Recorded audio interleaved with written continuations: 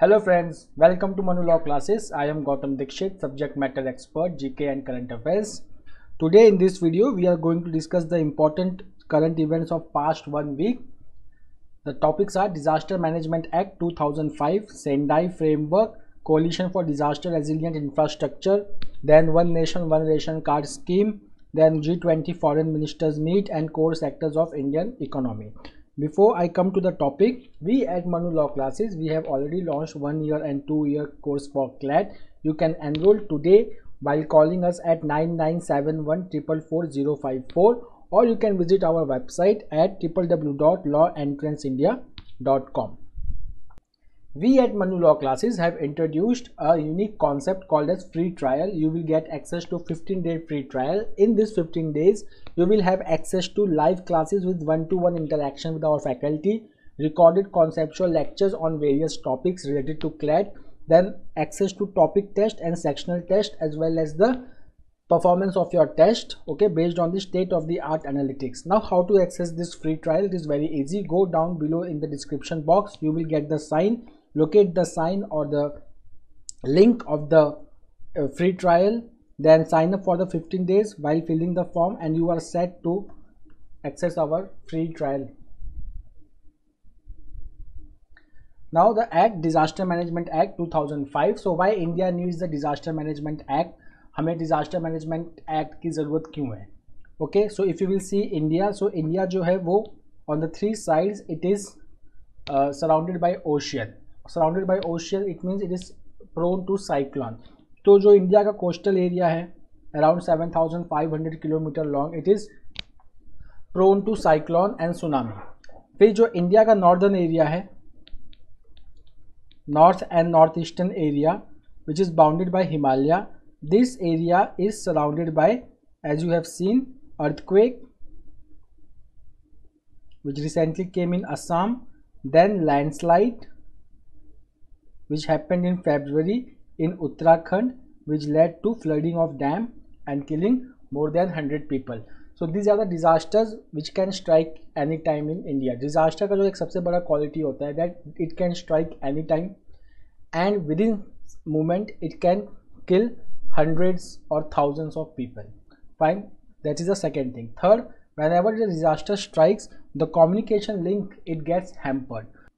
So we need a structure. We need a structure from top to bottom where every actors, every administrators involved in disaster management, they are clear about their roles and responsibility. Such objective is achieved by Disaster Management Act 2005.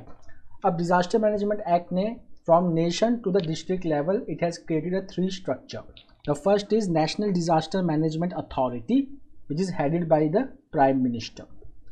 Then at the state level, we have State Disaster Management Authority headed by Chief Minister.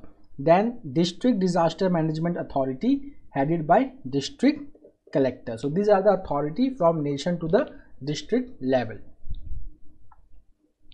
Now, what is the definition of disaster? So this definition of disaster is from the National Disaster Management Act.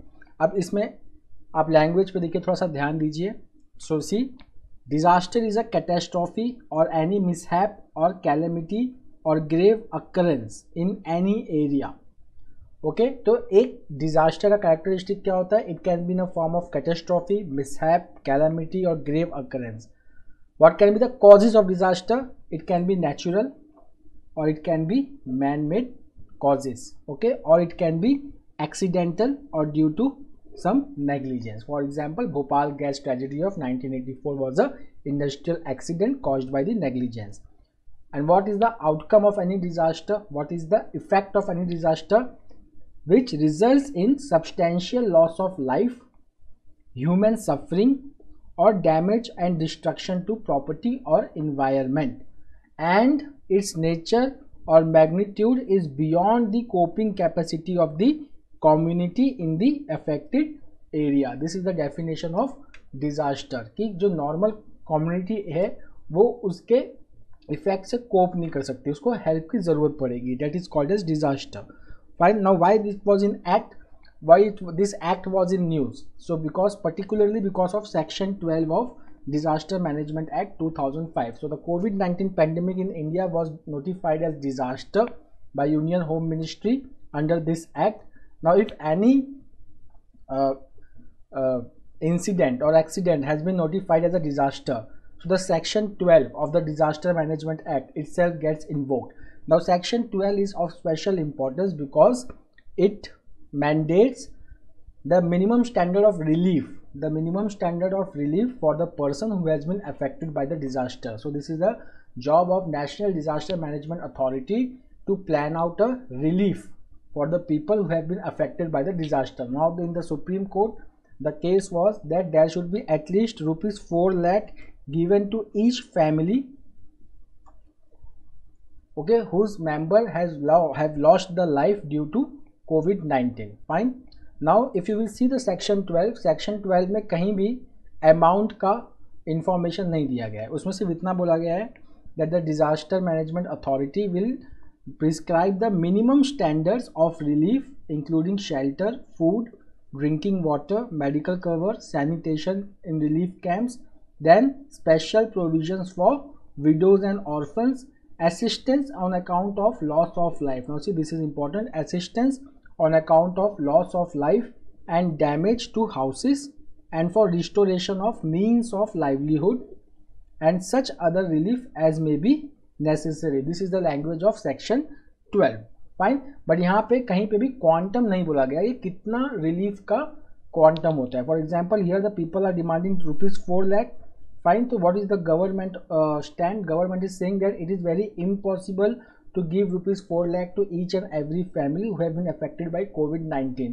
Why? Because of the first and second wave, there is already a financial crunch going on, and then if every family has to be given rupees 4 lakh, then the financial burden on center and state will increase, and the future expenditure on economy and on relief may be impacted. Second point क्या कह रहा है government? Second point कह रहा है कि cyclone and any other disaster like earthquake, they are limited in nature, they come and then they go. Fine. They are not continuous like corona, because what is happening in corona, we have first wave, we have second wave, and after some time we may have third wave. But in earthquake we don't have like the first wave is coming this year, the second wave is coming after that year, the third wave is coming that year. Okay, but this is going to happen in corona. So in every wave definitely certain people are bound to die. So if government start giving rupees 4 lakh to each and every one, so the coffers of the government will get empty.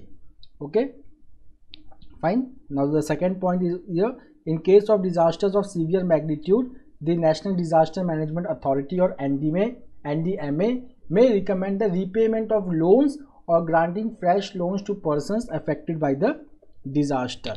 Okay, this is also the provision under Disaster Management Act. Now there is a question that Sendai framework is related to which of the following?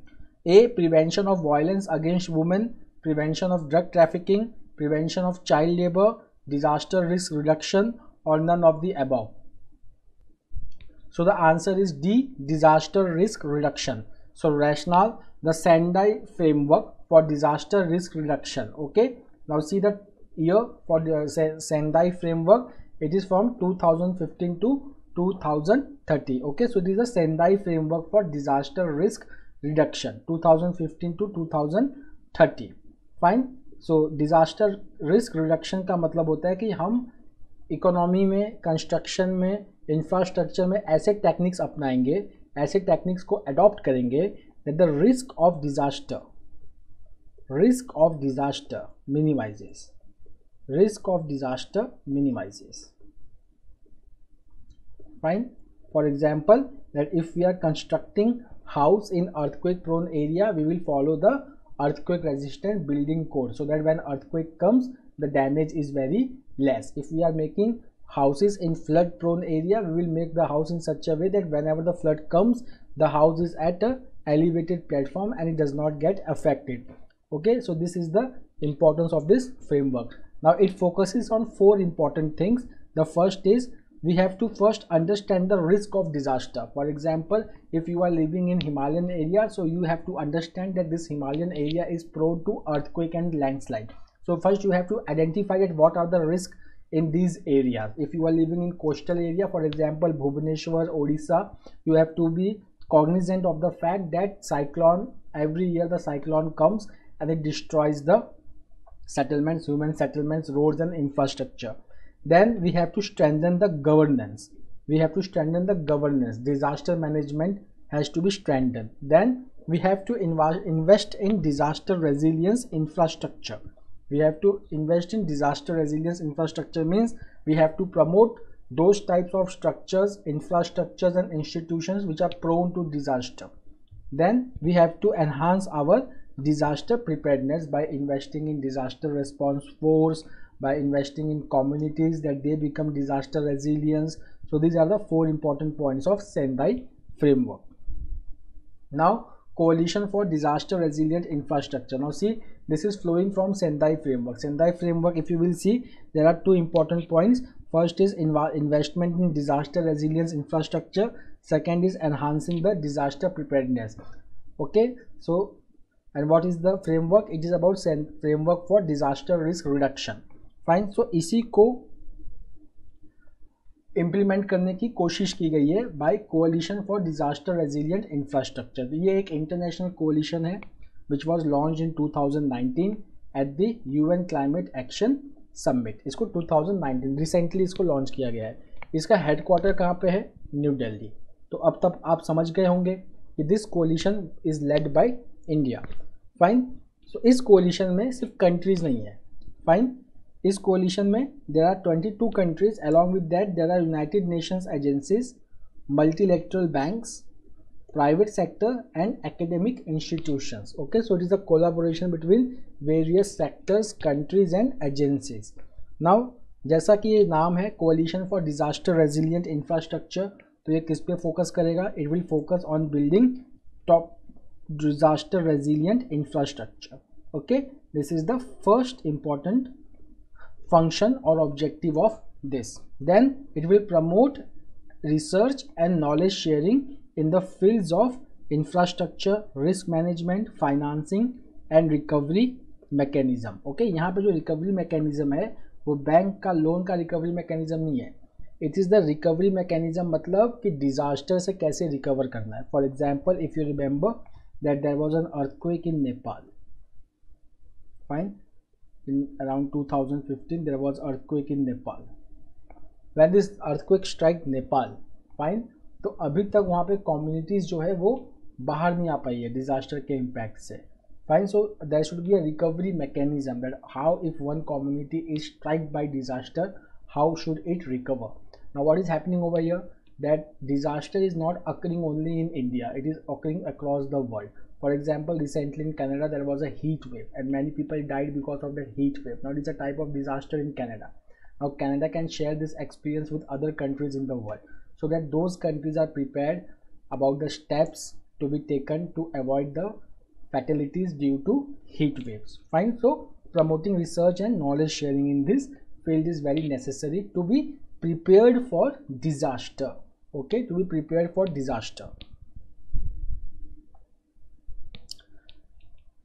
Now when Supreme Court was taking up this issue of ex gratia compensation to the COVID victims family, there was one more issue which had come up, and it is a humanitarian issue, which is one nation one ration card scheme. Now this scheme is about the interoperability of ration cards. So for example, if I am from Delhi and I have the ration card of Delhi, and because of some economic reason I have to migrate from, suppose I have to migrate from Delhi to Mumbai. Now I have the ration card from Delhi, and now I had a food subsidy which was valid in Delhi, but since now I moved to Mumbai, here I will not get food subsidy because I don't have the ration card from Mumbai. Fine. But moving to Mumbai does not mean that I have become rich and I don't require subsidized food. I still require subsidized food, but I will not get subsidized food, which will add to the income burden. Got it? Now government wants to remove this shortcoming. So the government has proposed one nation one card scheme, but there are certain requirement for this scheme. ये scheme ऐसे नहीं है कि मतलब हम कभी भी इसको launch कर सकते हैं. For example, if I am changing my place from one place to another, fine, so I need a mechanism, government needs the mechanism to put in a place so that my identification can be made in all over India. So for that, what is required? We require a electronic point of sale machine, then we require Aadhaar card, and then we require a portal on which all the information is uploaded about the different ration card. Fine. So let's look at this one nation one ration card scheme, and the Supreme Court has given a deadline of July 31 to operate this scheme all over India. Currently Delhi, West Bengal, Assam, Chhattisgarh. These are 4 states which are not operating this scheme. Rest all the states have adopted this scheme. Now what are the salient features of this scheme? The first is interoperability of ration card. Interoperability का मतलब that between different states, okay, between different states same ration card can be used. Same ration card can be used. Okay, same ration card can be used. This is the interoperability. The second is that we need a integrated management of public distribution system or IMPDS to record the interstate transaction. For example, जैसे मैंने आपको अभी example दिया from Delhi to Mumbai. Now the ration card of Delhi is being used in Mumbai. Okay, so there should be an information with the government कि दिल्ली का ये resident is now taking food grain from Mumbai. So that much amount of food grain for this person in Delhi is not required to be sent, but it should be diverted to Mumbai. Fine. तो उसके लिए हम लोगों को एक management system चाहिए. That role is being played by integrated management of public distribution system. But this migration from one place to another is not from one state to another. Sometimes within a state or within a district also there is a migration. So to record those transactions, we have Anna Vitran portal. We have Anna Vitran portal to record the intra-state, intra-district and inter-district transactions. 3 types of transactions. Fine. So within state, any type of transaction will be recorded by Anna Vitran portal, and between different states it will be recorded by IMPDS. Now to make this scheme successful, one requirement is there that technology should be enabled to implement one nation one ration card scheme. Those technologies are electronic point of sale machine, where the data biometric authentication of the beneficiary can be done, then Aadhaar card, and then the ration card of the beneficiaries. Fine. And integration of all fair price shop. Fair price shop वो shop होता है जहाँ से subsidized food grains मिलता है under National Food Security Act. National Food Security Act. इस act के अंदर you get rice at 3 rupees per kg, wheat at rupees 2 per kg and chorus grains at rupees 1 per kg. Fine. तो यहाँ पे EPOS, electronic point of sale machine, and Aadhaar seeding of the ration card is mandatory for making this scheme successful. Fine. Now let's see some other schemes for migrant laborers. Now the issue of migrant laborers has come at a center stage since first wave of COVID-19. So we will see all the different schemes of government for migrant laborers. So see, we first have that the Ministry of Labor and Employment, it has now not completed, but it is completing the national database for unorganized workers. Unorganized workers का मतलब वो होता है that there is no social security. There is no social security. For example, if any person is working, that person is entitled to pension, health insurance, gratuity, allowances, etc. But if somebody is working in unorganized sector, those persons, they lack social security.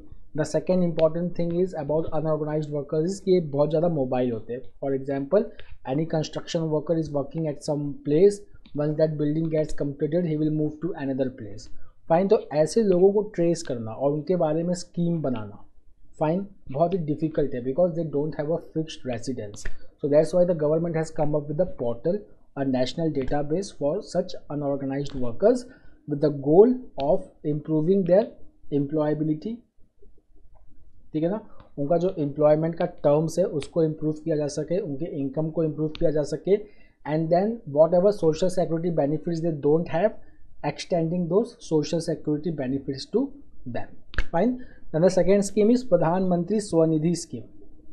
Now in urban area you must have seen that there are so many street vendors.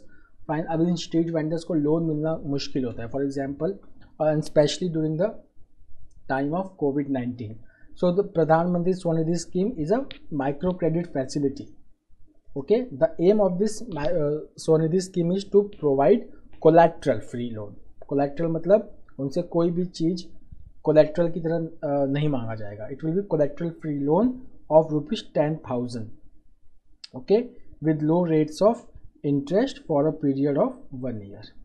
For a period of 1 year they can take ₹10,000 as a loan without any collateral and with very less interest rate. Then the other scheme is Pradhan Mantri Garib Kalyan Yojana. अभी ये scheme particularly is important when people from urban centers they started migrating to villages. Okay, जैसे ही lockdown हुआ there was a reverse migration. This is called as reverse migration. Okay, when people they start moving from urban area to rural area, this is called as reverse migration. Fine. So when the reverse migration started happening, there was the crisis of livelihood in rural area. So now how to solve this? To solve this, the government came up with Pradhan Mantri Garib Kalyan Yojana. In this program, whosoever was returning to village or rural area, they were to be given the working opportunity. Whenever the people are migrating from urban to rural area, so they have to find the livelihood opportunity. So livelihood becomes an important issue for them. So to solve that crisis, Pradhan Mantri Garib Kalyan Yojana was conceptualized. So it was the livelihood opportunity or employment opportunity for migrant workers. ये आपको ध्यान में रखना है. It was for migrant workers who were returning to villages. Fine. And now in what type of work they can be employed?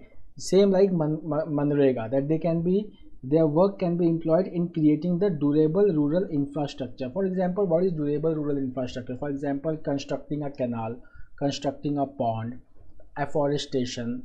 So these are the constructive, creating durable rural infrastructure. Fine.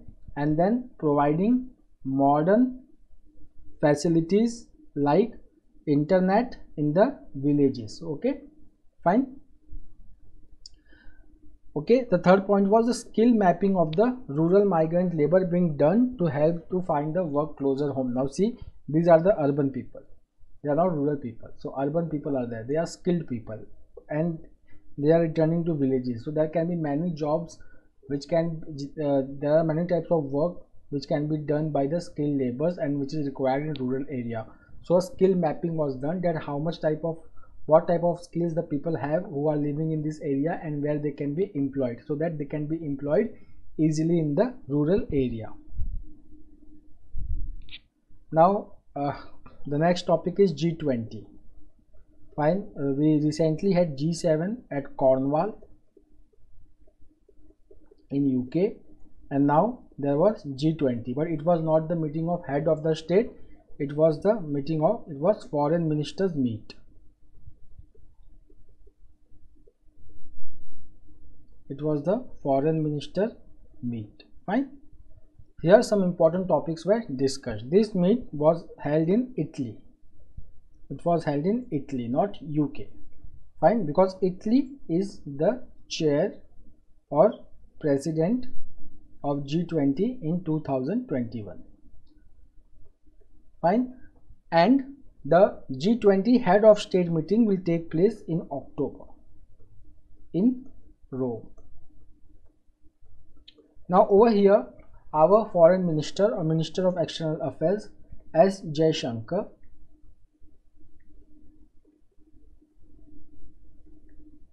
spoke about some pertinent issues affecting India and other countries globally. So India highlighted the important issue of vaccine inequity through which India is suffering right now, that the Western countries, they are not ready to share the technology or to export the vaccines in large number to developing countries like India, which has created a vaccine shortage and which is in fact creating a hurdle in achieving the herd immunity in country like India. As I have already told that for herd immunity 70% of the vaccination of the population is very important. So vaccine inequity is one of the biggest hurdle in achieving this target. And secondly, that do we have two companies manufacturing the vaccine in India, but in order to make vaccine for the 1.3 billion population, the manufacturing capacity has to be increased, but it takes months to increase the manufacturing capacity. In the meantime, this gap can be filled by the imported vaccine, but over here the developed countries are not exporting the vaccines in large number. So that is the first problem. The second problem is he has highlighted that globalization only for market is not going to help the world for a long time. For example, that if developed country treat developing country only as their market and not as a partner in supply chain, then the globalization is of no use. For example, suppose that Apple has its manufacturing plant, okay, in US, okay, and from here the Apple targets India only as a market, and Apple does not have any plan to launch its plant in India. Fine. So this type of globalization where other countries or developing countries are only treated as a market and not as a partner in supply chain is not a proper form of globalization. So he has called for decentralization of globalization, where there should be decentralization in supply chain, okay, of manufacturing products, food supply and health. Fine, तो जो manufacturing हो रही है इन तीन fields में, manufacturing, food supply और health, इनके अंदर डिसेंट्रलाइजेशन, ज़रूरी नहीं है कि हर पार्ट एक ही कंट्री में बने. Suppose if India has a good manufacturing base for electronic products, so it can be manufactured in India, okay, it can be assembled in different country and then it is sold to different countries in the world. At the same time, he is saying that resilient supply chains must develop in parallel. So for the first thing he is telling that there should be a decentralization of globalization. After that he is saying that there should be a resilient supply chain across the world. For example, मैं आपको example देता हूँ कि अभी क्या हो रहा है कि India is also facing the shortage of vaccine raw material, but अगर डेवलप कंट्रीज चाहें तो ये manufacturing centre they can open in some developing countries also, और at least they can supply the technology to the developing country so that developing country also become self sufficient. और आज corona के time में क्या हो रहा है that India is going through the scarcity of raw material for production of vaccine. हम US से मंगवाने की कोशिश कर रहे हैं, but US is not supplying to us in a large number so that our vaccine production can be increased manifold.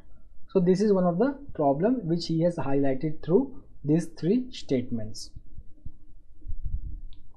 Now, which of the following country currently holds the presidency of G20 in 2021? I have already given the answer. It is Italy. Fine. So the G20 presidency of 2021 is held by Italy. The G20 foreigners meeting was held at Matera in Basilicata in Italy. Okay, and when this meeting will take place, the G20 head of state meeting is to be held in Rome, Italy in October 2021. Now when India is going to chair the G20, so the India will chair the G20 in 2023 after 2 years. Fine. So about G20, so G20 is different from G7. G7 is the grouping of 7 developed countries, but G20 it is an informal grouping, but it consists of developed as well as developing countries. So G20 is the group, but over here we have 19 countries, and the whole European Union is whole European bloc is represented by European Union. So the members of European Union are represented by single European Union. Fine. And the meeting also has representatives from International Monetary Fund and World Bank. Now what is the importance of G20? अभी जैसे कि आप लोगों ने देखा होगा कि global minimum tax, the G7 has agreed that the global corporate minimum tax should be 15%. Okay, but वो implement अभी तक नहीं हुआ है. They are waiting that this decision should be passed by the G20 members. But then only the talk will resume on the global corporate minimum tax to be at 15%. Got it? So that's the importance of G20. So why G20 has so much importance? Because first of all, it is the mix of the world's largest advanced and emerging economics who are representing the 2/3 of the world population. Okay, and then they are also representing the 85% of the global gross domestic product and 80% of global investment and 75% of global trade. So this is the economic weightage of G20. Okay, so that's why even the G7, which is the collection of powerful countries like USA, UK, France, Germany, Italy, Japan, Canada, they have approved about this 15% global corporate minimum tax. But still they are waiting that it should once get approved at G20, and then only the things will move forward. So this is the reason that why G20 is important in today's world. Now these are the members of G20. You can see it is the collection of developed and emerging economies, and the one important thing is that G20 does not has any permanent secretariat or headquarter. It is still an informal grouping. They meet, okay, at different locations, they decide, okay, but they do not have any permanent secretariat or headquarter. And then what is the objective of G20? The objective of this G20 is the policy coordination between its members to achieve global economic stability and sustainable growth. For example, अभी COVID-19 में क्या हो रहा है, that all the countries are following the recovery path. किसी किसी का recovery V shape है, किसी किसी का recovery U shape है. It means some countries are recovering faster, some countries are recovering at a slower rate, and some countries will be in a negative zone for a longer period of time. Fine. Now what will happen, that if we want that every country should have a faster rate of growth, so the cooperation between different countries, especially on economic front, is very important. Fine. So the G20 strikes for that role, that what type of policies is to be followed by different countries so that the global GDP growth is uniform and faster. Fine. And the second important thing is that preventing the financial crisis. Okay. For example, if too much dollar flows out from India towards USA, then there will be a depreciation of rupee in India, which will lead to inflation in India. Okay, and which can slow the growth of Indian economy from V shape to U shape. Got it? So here USA can help India so that in adopting such a policy, that the dollar does not flow out from India towards USA, or even if it flow out, it should flow out gradually, not all dollars at once. Then it targets to create new international financial architecture. अभी आप कहोगे कि sir पहले से ही तो IMF है, World Bank है, so why we need a new international financial architecture? So see, when this IMF or World Bank जब establish हुए थे way back in 1950s, then the geopolitical situation, then the situation of the world, the economic hegemony of few countries, okay, but since then the scenario has changed globally. Fine. Earlier the Western countries were dominating the scene at the global level, but now countries like Asia, China have also come. India is also emerging as a strong power. So what is happening over here, that they feel that the rules adopted by these financial institutions is more or less inclined towards Western countries. They are not in favor of Asian countries. So that's why they want to create a new international financial architecture where the developmental needs and goals of emerging economies can also be protected. Okay, now coming to which of the following is not the core sector of an Indian economy? A. Natural gas. B. Petroleum and refinery. C is steel. D is electricity. E is none of the above. Now let's see the answer. The E, none of the above. There are 8 sectors of an Indian economy. 8 core sectors, not 5. The 8 core sectors are coal, crude oil, natural gas, petroleum refinery, fertilizer, cement, steel, electricity generation. These are 8 core sectors. Now, do you know that why they are called as 8 sectors? Why they are called as core sectors? Core sectors ही क्यों बुलाते हैं हम इनको? Core sectors because they are fundamental to Indian economy. They are fundamental to Indian economy. If you want to check the performance of the Indian economy, just check the performance of this 8 core sector. अब आप कहोगे कि sir ऐसा क्या है इस core sector में? Just try to see the type of industries which are coming in core sector. These are those industries whose product is to be used in different industry. For example, take the example of iron and steel industry. Steel is itself a core sector, but then also take the example of iron and steel.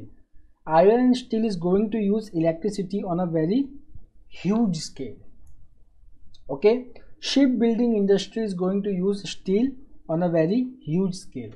Construction sector is going to use cement on a huge scale. अगर मान लीजिए कि construction sector is not going well, there is a recession in construction sector, so there will not be demand of cement, there will not be demand of steel, so the manufacturing of cement and steel will itself go down.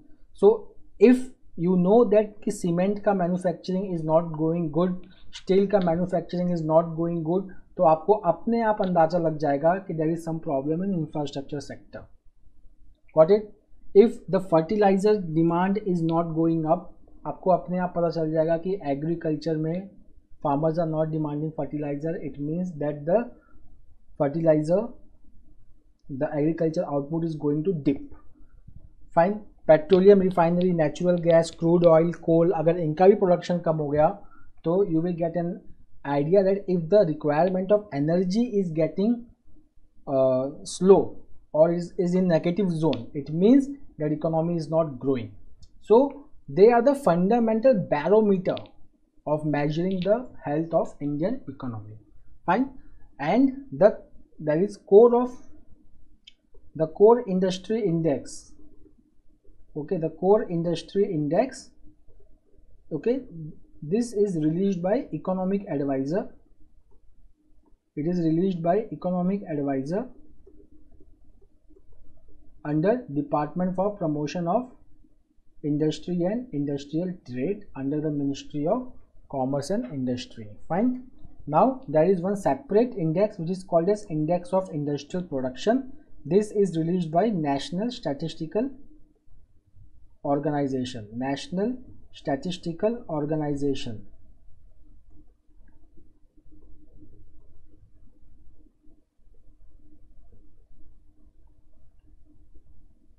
National Statistical Organization. We call it NSO. It releases Index of Industrial Production. In this Index of Industrial Production, the weightage of core industry is 40.2%. 40.27% is the weightage of core industry. It means if your core industry is not performing good, then your Index of Industrial Production will itself be not very healthy. Now the Great Leap Forward. What is the meaning of Great Leap Forward? It was in news today in Hindu. Does it mean the Green Revolution in India? Does it mean withdrawal of US armed forces from Afghanistan, or a second 5-year plan of People's Republic of China, restructuring of political and economic structure in Russia led by Mikhail Gorbachev? So which of the following is the Great Leap Forward? Okay, so in CLAT there is one line in your syllabus that historical events with continuing significance. Historical events with continuing significance. So this question is somewhat related with this, and that's why it has been asked. So let's look at the correct answer. The correct answer is C, the second 5-year plan of People's Republic of China. Fine. Russia, China, and even India till 2015 they followed the pattern of 5-year plan. Okay, mainly the 5-year plan is associated with command economy. It is associated with command economy. Now what is command economy? Command economy is a type of economy in which every control is the government decides what to be produced, how much to be produced, and at what price it should be sold. Means government is in the total control of, government controls the production, okay, price and its distribution. That is called as command economy. So Russia and China are the best examples which followed the command economy for a longer period of time. So second 5-year plan of People's Republic of China, that is called as the Great Leap Forward. Now why it is called as Great Leap Forward? Because it was an economic and social campaign which was led by the Chinese Communist Party, and this plan was from 1958 to 1962. And what was the objective of this Great Leap Forward or second 5-year plan? To reconstruct the country from an agrarian economy. China, like India, when got independent, it was an agrarian economy. India is still by large an agrarian economy, but China has become now a export-led, or you can say manufacturing export-led economy. So this transformation started from the Great Leap. So they wanted to transform the China from agrarian economy, okay, into a communist society where production is controlled by the government. Okay, here the China was focusing on making it a industrial hub, and China by and large succeeded in that, into a but on a communist line. Communist line का मतलब क्या होता है? Same, what to be produced, how much to be produced, and at what price it should be sold, and how much it to be distributed is all decided by the government. Private sector has no role. Okay, now who led this Great Leap Forward? It was led by Mao Zedong. Who was Mao Zedong? He is the father of People's Republic of China.